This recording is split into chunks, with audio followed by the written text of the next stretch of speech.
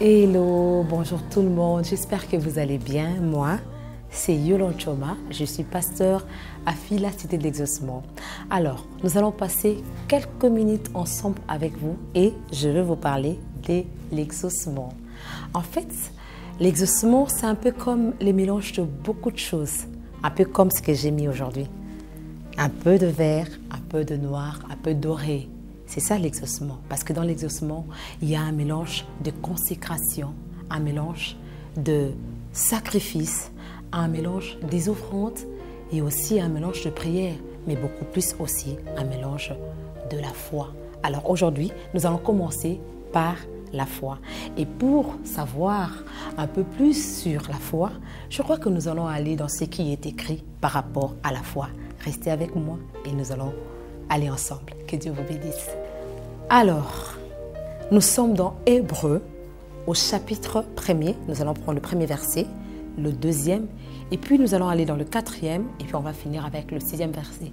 Je ne sais pas, peut-être votre version vous donnera un numéro de plus, mais restons ensemble. La Bible dit ceci.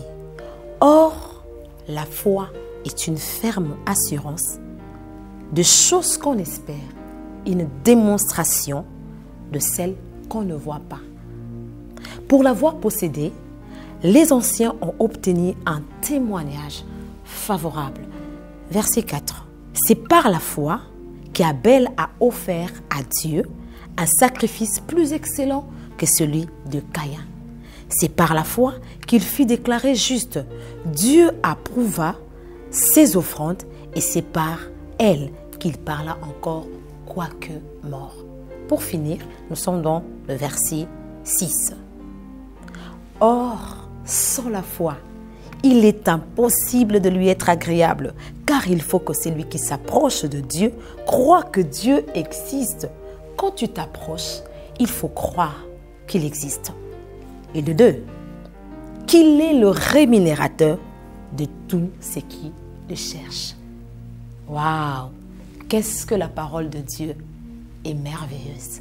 En fait, à la lumière de ce que nous venons de lire tout à l'heure, nous pouvons comprendre que la foi est une arme solide pour l'accomplissement de la volonté parfaite de Dieu pour ta vie.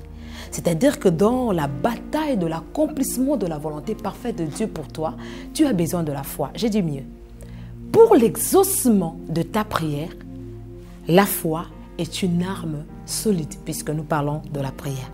Mais cependant, il s'avère que la foi cache un danger. Pourquoi? Parce que lorsque nous lisons les Écritures, nous pouvons nous rendre compte que la foi est présentée d'une certaine manière, d'une certaine neutralité. C'est-à-dire, la Bible dit, la foi est une ferme assurance de choses qu'on espère. Une démonstration de celles qu'on ne voit pas, de choses qu'on espère. Les choses qu'on espère nous amènent le résultat. C'est-à-dire que lorsque nous espérons, nous pouvons espérer sur quelque chose qui n'est pas positif. Et lorsque nous espérons sur une chose qui est négative, alors notre foi nous attire les montagnes. Et si nous espérons sur des choses qui sont positives, alors notre foi déplace les montagnes. Voilà pourquoi la Bible dit, la foi vient de ce qu'on entend. Et ce qu'on entend vient de la parole de Dieu. Alors, mon objectif aujourd'hui, c'est juste te motiver à pouvoir bien alimenter ta foi. Il faudra que ta foi soit alimentée de la vérité de la parole de Dieu.